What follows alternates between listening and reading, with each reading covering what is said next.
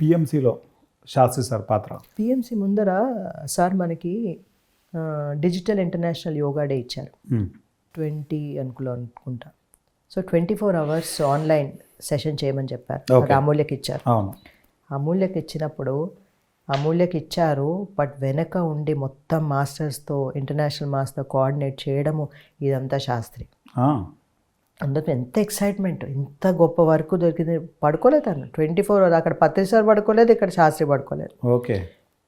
Whole night morning ఉండి end చేసి దాన్ని 24 hours ప్రోగ్రామ్ పూర్తి చేసుకొని అంత సక్సెస్ఫుల్గా చేసుకొని సార్ కూడా చాలా హ్యాపీ ఫీల్ అయ్యారు. పత్రి సార్ కూడా మనం ఫస్ట్ టైం ప్రూవ్ చేసాం పిఎస్ఎస్ఎంలో 24 hours ప్రోగ్రామ్ చేసి చూపించాము అని.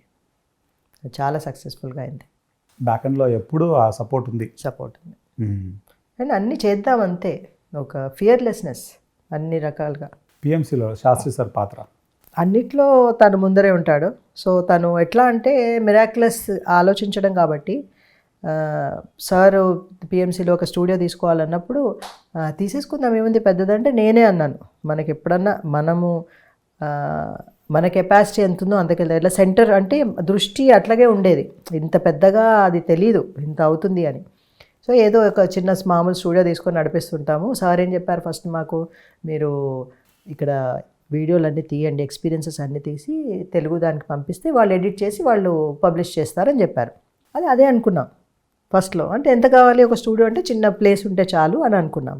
అట్లా ఆలోచించాం మేము. అట్లా అనుకొని చిన్న ప్లేస్కి వెళ్తుంటే సారు తర్వాత పంకజ్ చెప్పడము పెద్ద ప్లేస్ దొరుకుతుంది మీకు అని చెప్పడం, అంటే వెంటనే మార్చడంతో ఇమ్మీడియట్లీ యాక్షన్ తీసుకోవడం దానికి శాస్త్రి ఇమ్మీడియట్లీ ప్రొసీడింగ్ చేసేయడము, దేనికి వెనకాడడం లేదు. సో పిఎంసి దాంట్లో కూడా అందరినీ ఎవరెవరు డైరెక్టర్స్ని పెట్టాలి అవన్నీ సార్తో కోఆర్డినేట్ చేసి లిస్ట్ రాసి అంతవరకు పని తను చేశాడు.